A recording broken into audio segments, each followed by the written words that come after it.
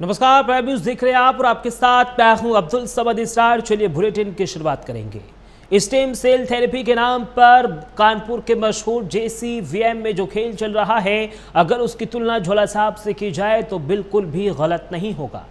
हमने अपने पहले पार्ट में दिखाया था कि किस तरह से संजय काला अपनी मनमानी कर रहे थे। आज हम अपने दूसरे पार्ट यानी JCVM मेडिकल कॉलेज में चल रहे स्टेम सेल थेरेपी के इस घोरक धंधे के दूसरे किरदार BS राजपूत की कुंडली खंगालेंगे कि वो कैसे डिप्लोमा के आधार पर लोगों की स्टेम सेल थेरेपी कर रहे थे। और हम आपको संजय काला का वो स्टिंग भी दिखाएंगे जिसमें उसने कई राज के खुलासे किए हैं।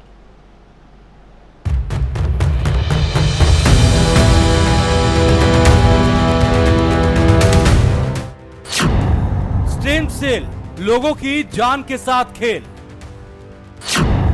पूरी नहीं प्रक्रिया, लोगों की सर्जरी कैसे किया, संजय काला की मनमानी, प्रक्रियाओं की अनदेखी, प्रशासन है मौन, सवाल करेगा कौन। यूपी के कानपुर में गणेश शंकर मेडिकल कॉलेज में स्टेम सेल ट्रीटमेंट के नाम पर जमकर खेल हो रहा है। कॉलेज के मौजूदा प्रिंसिपल ने स्टेम सेल थेरेपी के लिए निर्धारित व्यवस्था की धज्जियां उड़ाकर सैकड़ों लोगों पर मनमाने तरीके से ट्रायल किए हैं। इसके लिए ऐसे जरूरतमंद मरीजों का चयन किया गया जो परेशान थे, अपनों की ठीक होने की उम्मीद छोड़ चुके थे। इसी उम्मीद का फायदा JSVM के प्रिंसिपल संजय काला ने उठाया। संजय काला से जब प्राइम न्यूज ने मरीजों से पैसे के लेन देन की बात पूछी तो संजय काला प्राइम न्यूज के कैमरे पर चीखता नजर आया, खींचता नजर आया और इस बात को सिरे से नकार दिया कि किसी मरीज से इलाज के नाम पर पैसे लिए हैं। पैसे लिए जा रहे हैं? कहाँ पैसे लिए जा रहे हैं? पेशेंट से पैसे? क्या कौन से पैसे लिए गए आप बता दीजिए, प्रमाण दीजिए। पेशेंट कर रहे हैं। कौन कर रहा है? पेशेंट कर रहा है भैया। मिनिमम चार्जेस जो आपने नहीं, चार्जेस हमारे यहाँ पे जो OT चार्जेस वो लेते हैं, हम मेडिकल कोई लेता और जिसे लेने ले, हम हमारे यहाँ कोई पैसे नहीं जाते, ना सामान हमारे इश्यू होता है। ठीक है ना, कोई ना हमारे यहाँ पे कोई ड्रग हाउस है, ना हमारे यहाँ पे कोई चीज है जी। ठीक है ना, जो पेशेंट है अपना। सर यही तो सवाल उठ रहा है कि जब कोई लैब नहीं है, कुछ चीज नहीं है, स्टेम सेल एक बात तो सुनिए, मिनिमम पेशेंट लैब की आवश्यकता नहीं है। दूसरी बात, लैब आप हमेशा आउटसोर्स कर सकते हैं, है ना। हमारा IT से MOU है जिसमें हम कल्चर नहीं कर रहे हैं। सबसे बड़ी बात है वो आदमी यही चीज तो छुपा रहा है कि भाई ऑटोलॉग ऐसा है, ऑटोलॉग में कल्चर की आवश्यकता ही नहीं है ना। लैब की आवश्यकता तब पड़ती है कल्चर। और रही बात CT4 की, वो हम आउट से 2-3 जो उस लड़की ने कराया वो लाल पैथोलॉजी से करा ली। सब पेशेंट थोड़ा कराया, उससे अनुमति लेते हुए लाल पैथोलॉजी से करा लीजिए। प्राइम न्यूज के संवाददाता विवेक त्रिपाठी ने जब पूछा कि लोगों की जान की परवाह किए बिना कैसे सैकड़ों लोगों पर स्टेम सेल का ट्रीटमेंट किया, तो संजय काला साफ तौर पर मुकर गया। स्टेम सेल थेरेपी को लेकर जब BS राजपूत का नाम आया तो डॉक्टर काला इस बात से साफ इनकार कर गए कि उन्होंने BS राजपूत को कभी गेस्ट फैकल्टी के तौर पर बुलाया। लेकिन हाँ, संजय काला ने इस बात को जरूर कबूला है कि BS राजपूत 2019 से ही JSVM में स्टेम सेल थेरेपी को कर रहे थे और वो 2020 में JSVM को ज्वाइन किए हैं। चीजें ऐसी जैसे BS राजपूत कैसे आ गए यहाँ पर, क्योंकि BS डॉक्टर ऐसा है, NMC किसी को भी NMC में नॉर्म्स है, हम किसी को भी रख सकते हैं फैकल्टी। वो कैसे नहीं आ सकते, कोई भी एलिजिबिलिटी तो होनी चाहिए ना। एलिजिबिलिटी है ना, किसने? हाँ तो डिप्लोमा क्या नहीं, रास्ता तक नहीं बढ़ जाता क्या? हमारे DA नहीं करते क्या काम यहाँ पे? और DA इतने साल हो गए, DA 10-20 साल पहले किया हूँ जी, तो क्यों नहीं कर सकता DA? MBBS भी आ सकता है यहाँ पे एज अ फैकल्टी, जो ये NMC के नॉर्म्स के हिसाब से MBBS भी आ सकता है, है ना, तो हर भी आ सकता है। सबसे नहीं है एक्चुअली में, ये मुझसे रिलेटेड नहीं है। पहली बात तो ना तो मैंने उनको जो लिया था पुराने भूतपूर्व प्राचार्य ने लिया था, मैंने नहीं लिया था 2019 में, तब मैं यहाँ था ही नहीं, मैं तो आगरा में था। उनके बैचमेट हैं, उन्होंने लिया था, मैंने उनका कॉन्ट्रीब्यूशन किया था। और वो ऑटोलॉगस आप ही के ब्लड में अगर आप पे चढ़ा दूं तो कौन सा इसमें ड्रग एक्ट में आता है? तो राजपूत यहाँ पर आए और चलिए आपने नहीं किया, हाँ, वो पहले से हाँ, लेकिन वो आए उसके बाद फिर उन्होंने प्राइवेट वो फॉर्च्यून। भैया वो तो प्राइवेट प्रैक्टिशनर है, वो तो अपने मुंबई में प्राइवेट करते हैं। भाई आप किसी भी प्राइवेट प्रैक्टिशनर को अपने यहाँ पे एज अ गेस्ट फैकल्टी ले सकते हैं, ये तो मैं NMC के नॉर्म्स के हिसाब से मैं समझ रहा हूँ, आई कैन अंडरस्टैंड। लेकिन प्राइवेट यहाँ पर जो आपका रिसर्च है जिसको अमेरिकन जर्नल ने पब्लिश किया है और टॉप 10 में रखा है, वो ये कह रहे हैं कि प्राइवेट जो हॉस्पिटल्स में हुई है वो आप उसमें कैसे शामिल करें? कहाँ हमने शामिल किया? दिखाई पेपर में कहाँ लिखा हमने प्राइवेट अस्पताल को शामिल किया? आप क्यूरियस की बात कर रहे हैं ना? कहाँ उसमें कहाँ लिखा है? एक जगह दिखा दीजिए। आपने कहा कि सारे पीएचडी मेरे पास रखी हुई है। सर आपने कहा कि 200 के आसपास आपने वो किए। मैंने नहीं किए, डॉक्टर राजपूत ने किए हैं। और ना ही मेरे अंडर पेशेंट एडमिट थे। तो आपके अंडर में सिर्फ एक हुआ? कोई नहीं हुआ मेरे अंडर में, not even single patient. Diabetes वाला तो आपने कहा था कि मैं नहीं, डायबिटीज वाला मैंने नहीं किया उन्होंने किया है, ठीक है ना? हमारे अंडर एडमिट नहीं हुआ कोई पेशेंट, लेकिन ये वो करते थे और ऑर्डर लगे। उसमें डीसीजीआई की अप्रूवल है। डीसीजीआई का अप्रूवल ये कहता है कि अगर मिनिमल मैनिपुलेशन, आप बात समझिए, यहाँ पे मैं 2-3 बात बताता, मैं वर्जन नहीं ऑफिशियल वर्जन आपसे नहीं लेंगे। हम आप मैं आपसे बस ये जो भी आदमी है यही हमारे कॉलेज का ही आदमी है। और दूसरी बात है, कई लोगों को इस बात से चिढ़ है कि इतना अच्छा स्टेम सेल कर रहे हैं। दूसरी बात, हमारे I2 के साथ हमने MOU भी कर लिया है इसलिए। तीसरी बात है, इस आदमी ने कहीं पे भी ऑटोलॉगस यूज किया है। मरीजों पर फैट डाइट और बोन मैरो से स्टेम सेल निकालकर शोध किया गया। वैसे भी किसी भी तरह के मरीजों पर अगर क्लिनिकल ट्रायल करना होता है तो उसके लिए एक व्यवस्था बनी हुई है। संजय काला ने इस बनी बनाई व्यवस्था को ध्वस्त कर दिया उस दावे को जिसमें कहा जाता है कि किसी भी क्लिनिकल ट्रायल करने से पहले प्रक्रिया का पालन करना जरूरी होता है। कानपुर के गणेश शंकर विद्यार्थी मेडिकल कॉलेज में इस पूरी प्रक्रिया के साथ ही नियम कानूनों को भी ताक पर रख दिया गया।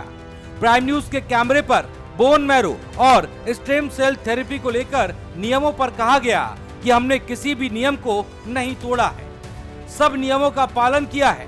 सुनिए संजय काला को। और मैं आपका ही बोन मैरो डाइट सेल्स आपके अंदर मैं इन्फ्यूज कर रहा हूँ, ये ऐसे ही जो आपका ब्लड मैं आपको जिस चलाने के लिए इस्तेमाल कर सकता हूँ कि नहीं कर सकता हूँ? मैं तो क्रॉस मैच की सकता है सर, मैं तो सब्जेक्ट हो गया ऐसे। नहीं सब्जेक्ट हो गया तो, लेकिन आप हाँ तो उसके लिए एथिकल क्लियरेंस है ना। अरे ट्रायल नहीं, क्लिनिकल ट्रायल, ये रिसर्च है और उसके लिए एथिकल बॉडी से हमने क्लियरेंस ले रखी है।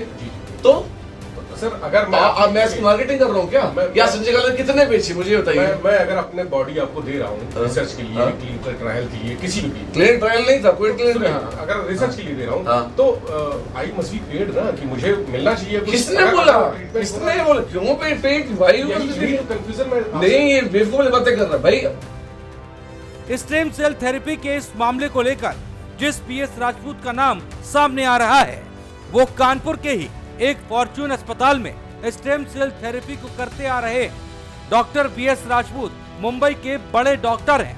लेकिन सवाल है, कैसे कोई डिप्लोमा के आधार पर इस तरह की थेरेपी को अंजाम दे सकता है? सवाल तो ये भी है कि एक ऑर्थोपेडिक्स कैसे स्टेम सेल थेरेपी को कर सकता है? सवाल ये भी है कि जिस फैकल्टी की बात बार बार की जा रही है उसके लिए डिप्लोमा की डिग्री मान्य नहीं है। कानपुर मेडिकल कॉलेज में स्टेम सेल थेरेपी के विवाद में जिन PS राजपूत का नाम सामने आ रहा है वो मुंबई के बड़े डॉक्टर कहे जाते हैं। वो कानपुर आते थे और स्टेम सेल ट्रीटमेंट देकर चले जाते थे। कानपुर सहित तमाम प्रदेशों में उनकी थेरेपी चल रही है। हालांकि डॉक्टर PS राजपूत एक डिप्लोमाधारी डॉक्टर हैं। ऐसे में वो स्टेम सेल थेरेपी के ट्रीटमेंट, रिसर्च या क्लिनिकल ट्रायल कैसे कर सकते हैं, ये बड़ा सवाल है। हम जिस अस्पताल के सामने खड़े हैं वो है कानपुर का Fortune hospital. Doctor PS Rajput इस अस्पताल में भी स्टेम सेल के पेशेंट की थेरेपी करते थे। सवाल ये भी है कि डॉक्टर PS राजपूत आखिर किस आधार पर विजिटिंग प्रोफेसर बने हुए थे? वो निर्धारित योग्यताएं पूरी नहीं करते हैं, इसके बावजूद उन्हें किसने गणेश शंकर विद्यार्थी मेडिकल कॉलेज का विजिटिंग प्रोफेसर बनाया? मरीजों पर स्टेम सेल से जुड़े रिसर्च या फिर क्लिनिकल ट्रायल करने के लिए सेंट्रल कंट्रोल ऑर्गेनाइजेशन यानी कि CDSCO में रजिस्ट्रेशन जरूरी होता है। ऐसा क्यों होता है ये भी आपको बताते हैं। दरअसल CDSCO भारत सरकार की एक ऐसी संस्था है जो उन मरीजों की निगरानी करती है जिन पर रिसर्च या फिर क्लिनिकल ट्रायल किया जा रहा है। CDSCO ये देखता है कि रिसर्च या क्लिनिकल ट्रायल से मरीजों को कहीं कोई नुकसान तो नहीं हो रहा। साथ ही अगर मरीज पर दवाओं का इस्तेमाल बदल रहे हैं, तो भी CDSCO को वजह बतानी पड़ती है। इसे सीधे शब्दों में बताएं, जो दवा जोड़ों के दर्द के लिए इस्तेमाल की जाती है, अगर उसे डायबिटीज के लिए इस्तेमाल किया जाए तो उसकी साफ वजह CDSCO को बतानी होगी, जिससे इस रिसर्च या क्लिनिकल ट्रायल के परिणाम और अनुभवों का इस्तेमाल भविष्य के लिए किया जा सके। डॉक्टर काला ने CDSCO में रिसर्च के रजिस्ट्रेशन कराए या नहीं, ये किसी को नहीं मालूम। अगर रजिस्ट्रेशन कराया और ड्रग यूज बदला तो उस पर CDSCO की क्या प्रतिक्रिया रही, ये भी कोई नहीं जानता। स्टेम सेल को कोई चीज नहीं चले, सब बंद है। नहीं वो तो बंद है, लेकिन उसका रजिस्ट्रेशन नहीं करूंगा मैं कोई नहीं बोलूँ। कुछ कंप्लेंट हुई है उसके बाद? अरे कंप्लेंट उतने सब हो चुकी, चल रही जांच चल रही है। वो तो जांच तो आप ही को देगी। मेरे को कोई जांच नहीं थी। हाँ मेरे को किसने दी? आपके नाम से नहीं है, पद के नाम से है ना? नहीं तो हमने लुटा दिया। वो CDS को जांच करके चलेगी, वो हमारे फेवर में। आप भी उन्होंने बोल दिया कि ये जो जिसने कंप्लेंट की है उसने एक चीज छुपाई है, ऑटोलोगस वर्ड नहीं यूज किया है। Autologous with minimal manipulation comes on article. Interview देखा था सर, हाँ जो आपने किया था, बस उतना ही। उसके अब मैं क्यों नहीं बोलूँगा कि अभी एक बात चीजें। हाँ, बिना किसी कमेटी की अनुमति के स्टेम सेल से जुड़े रिसर्च और क्लिनिकल ट्रायल करने पर गंभीर कार्रवाई के प्रावधान है। मेडिकल काउंसिल ऑफ इंडिया की गाइडलाइन के मुताबिक ऐसे मामलों में विभागीय और कानूनी कार्रवाई हो सकती है। क्लिनिकल ट्रायल में अगर पहली बार कोई गलती होती है तो medical council of India warning देकर छोड़ सकता है, लेकिन अगर ये गलती बार बार हो तो संबंधित डॉक्टर का 3 साल, 5 साल या फिर जीवन भर के लिए लाइसेंस रद्द किया जा सकता है। Doctor BS Rajput orthopaedic doctor हैं और स्टेम सेल थेरेपी किस तरह से कर रहे हैं, ये भी एक बड़ा सवाल है। हालांकि जब हमने छानबीन की तो कानपुर के गणेश शंकर विद्यार्थी मेडिकल कॉलेज के चिकित्सकों ने बताया कि डॉक्टर राजपूत को 2019 में किसी और प्रिंसिपल ने यहां पर विजिटिंग फैकल्टी के रूप में तैनात किया था।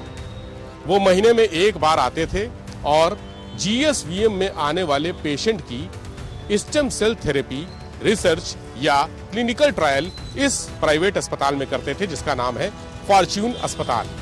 ये फॉर्च्यून अस्पताल कानपुर के ही शारदा नगर में है, एक बड़ा अस्पताल है। लेकिन यहाँ पर किस आधार पे वो स्टेम सेल थेरेपी करते थे, मरीजों का ट्रीटमेंट करते थे, रिसर्च करते थे, क्लिनिकल ट्रायल करते थे, इसका किसी के पास कोई जवाब नहीं है। सबसे महत्वपूर्ण बात यह है कि GSVM यानी गणेश शंकर विद्यार्थी मेडिकल कॉलेज ने जो शोध पत्र अमेरिका के जर्नल में प्रकाशित कराया है, उसमें इस निजी अस्पताल में किए गए रिसर्च और क्लिनिकल ट्रायल भी शामिल है। एक सरकारी अस्पताल के शोध पत्र में प्राइवेट अस्पताल के रिसर्च और क्लिनिकल ट्रायल कैसे शामिल हो सकते हैं, यह भी एक बड़ा सवाल है। कानपुर से प्राइम न्यूज के लिए विवेक त्रिपाठी की रिपोर्ट।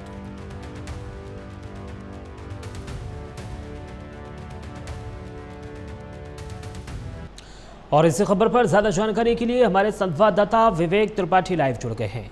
विवेक जी, देखिए लगातार साल 2022 से लगातार ये नियमों की अनदेखी कर रहा है, नियमों की धज्जियां उड़ा रहा है। सवाल लेकिन सबसे बड़ा ये खड़ा होता है कि आखिर कब कमेटी गठित होगी, कब डॉक्टर संजय काला के जो काले कारनामे हैं उन पर पर्दाफाश किया जाएगा। देखिए समद, चूंकि ये 2020 से 2024 तक का पूरा मामला है और 24 के बाद नियम बदले हैं। जो स्टेम सेल कमेटी वाली बात आई थी, वो नियम उस समय स्टेम सेल कमेटी के अप्रूवल के बगैर आप किसी भी तरह की थेरेपी, किसी भी तरह का क्लिनिकल जो ट्रीटमेंट होता है वो नहीं कर सकते थे, कोई रिसर्च नहीं कर सकते थे। उसके लिए स्टेम सेल कमेटी का गठन अनिवार्य था। हालांकि डॉक्टर काला ने एथिकल कमेटी गठित की और उसके अप्रूवल से सारी चीजें कर ली, लेकिन मई 2024 के बाद नियम बदले और ये कहा गया कि अगर स्टेम सेल कमेटी नहीं है तो भी आप इस तरह के ट्रीटमेंट, इस तरह के जो क्लिनिकल ट्रीटमेंट होते हैं वो कर सकते हैं। अब चूंकि नियम बदल गए हैं तो उसके बाद, हालांकि उसके बाद इतना हंगामा हो गया इस स्टेम सेल थेरेपी को लेकर, इसके रिसर्च को लेकर, कि अब जो कानपुर मेडिकल कॉलेज है वहाँ इस तरह की रिसर्च और क्लिनिकल थेरेपी सारी चीज़ें बंद कर दी गई हैं। डॉक्टर BS राजपूत जो मुंबई से आते थे वो भी अब नहीं आ रहे हैं। लंबा समय हो गया BS राजपूत यहाँ कानपुर में दूसरे जो फॉर्च्यून हॉस्पिटल है वहाँ पर आते हैं, इसके अलावा लखनऊ के हॉस्पिटल जाते हैं, इसके अलावा और जगह जगह जहाँ भी उनको दिल्ली, मुंबई तमाम अस्पतालों में उनकी विजिटिंग फैकल्टी के रूप में उनकी वो लिस्टेड है, वहाँ जाते हैं। लेकिन अब वो कानपुर मेडिकल कॉलेज में नहीं आते, चूँकि इसमें इतना हंगामा हो गया, इतनी शिकायतें हो गई हैं डॉक्टर संजय काला के इस पूरे प्रकरण की। शासन से लेकर तमाम शिकायतें हुई हैं, जो MCI है वहाँ शिकायतें हुई हैं कि गाइडलाइन का उल्लंघन हुआ है। तो अब फिलहाल कानपुर मेडिकल कॉलेज में स्टेम सेल को लेकर जितने भी रिसर्च हो रहे थे, जितने भी ट्रीटमेंट हो रहे थे, जितने भी ट्रायल हो रहे थे, क्लिनिकल ट्रायल किए जा रहे थे, वो सारे बंद हैं। हालांकि आज जो मेरी डॉक्टर काला से मुलाकात हुई है, उन्होंने दावा किया है कि उनकी सारी चीज़ें सही थी और उसके सारे साक्ष्य, उसके सारे प्रमाण उनके पास मौजूद हैं। और उनसे बात करके ऐसा लग रहा था वो बड़े कॉन्फिडेंट भी हैं। एक बात ज़रूर ये मुझे खटकी कि सारी चीज़ें उन्होंने, जितनी भी थेरेपी हुई, जितना भी जो रिसर्च हुई है, ट्रायल हुए हैं, उसको लेकर डॉक्टर काला ने कहा कि वो तो मैंने किए ही नहीं, यानी उन्होंने किए ही नहीं, वो तो डॉक्टर BS राजपूत ने किए हैं, वो जाने कि किस तरह से किए हैं, क्या किए हैं, वो आते थे। लेकिन एक सवाल फिर अगर डॉक्टर संजय काला ये कहते हैं तो एक सवाल और भी है कि अगर BS राजपूत ने सारी चीजें की हैं तो BS राजपूत तो एलिजिबल थे ही नहीं। जो MCI की गाइडलाइंस है, ICMR की गाइडलाइंस है, उसके मुताबिक कोई भी डिप्लोमाधारी जो डिप्लोमा होल्डर है वो इस तरह के ट्रीटमेंट या रिसर्च नहीं कर सकता। उसके लिए बहुत हायर एजुकेशन और क्वालिफाइड होने की ज़रूरत है, और भी ज़्यादा क्वालिफाइड होने की। डॉक्टर BS राजपूत भी क्वालिफाइड हैं, लेकिन जो ट्रीटमेंट वो कर रहे थे, जो रिसर्च कर रहे थे, जो ट्रायल कर रहे थे, उसके लिए वो एलिजिबल नहीं है। वो जो मानक होते हैं वो मानक पूरे नहीं करते हैं। दूसरी बात, doctor BS Rajput orthopaedics doctor हैं, ऑर्थोपेडी के हैं, ऑर्थो के डॉक्टर हैं, तो उनको जो डॉक्टर ऑर्थो का है वो दिमाग का इलाज या न्यूरो का इलाज कैसे कर सकता है? अगर कोई घुटने का इलाज करता है तो वो हार्ट की सर्जरी थोड़ी करेगा। एक कॉमन सी बात है, एक समझने वाली बात है ये कि घुटने का इलाज करने वाला आदमी, हड्डी का इलाज करने वाला आदमी अगर वो लीवर का इलाज करने लगेगा तो उस इलाज का क्या होगा, ये समझने वाली बात है। तो डॉक्टर BS राजपूत यही सब कर रहे थे। और एक तीसरा पॉइंट जो सबसे खास पॉइंट है, अमेरिकन जो जर्नल में सर्वे जो इनका शोध प्रकाशित हुआ है, उसको क्यूरियस नाम की जो जर्नल है उसमें प्रकाशित हुआ है, टॉप 10 में उसको सर्वे को रखा गया है, शोध को रखा गया है। उसमें जो बातें कही गई हैं कि अगर कानपुर मेडिकल कॉलेज में रिसर्च हुए हैं, ट्रायल हुए हैं तो ठीक है, लेकिन प्राइवेट हॉस्पिटल में अगर ट्रायल हुए हैं तो वो ठीक नहीं है। किसी भी सरकारी संस्थान में जो चीज़ें होती हैं, जो शोध होते हैं, उसमें प्राइवेट अस्पताल की चीज़ों को शामिल नहीं किया जा सकता। वहाँ जो ट्रायल हुए हैं उनको शामिल नहीं किया जा सकता। तो ये जो संख्याओं का घालमेल है, जो आंकड़ों का घालमेल है, ये आंकड़ों का घालमेल भी सामने आया। क्योंकि डॉक्टर संजय काला कहते हैं कि कानपुर मेडिकल कॉलेज में 200 ट्रायल हुए, डॉक्टर BS राजपूत कहते हैं नहीं 200 नहीं 400 हुए हैं, सरकार कहती है कि 400 से ज्यादा हुए हैं। कौन सच बोल रहा है, किसके कितने ट्रायल हैं, कौन से आंकड़े सही हैं, यह भी अभी तक साफ नहीं है। तो कुल मिलाकर इस पूरे खेल में इतनी सारी गड़बड़ियां हैं, इतने सारे झोल हैं, इतने सारे लूप होल्स हैं कि आप कुछ तय नहीं कर सकते, आप कुछ बता नहीं सकते। कोई भी कुछ भी नहीं बताने को तैयार है। कोई जो हर आदमी अलग अलग आंकड़े बता रहा है, तो किसके आंकड़ों को सच माना जाए?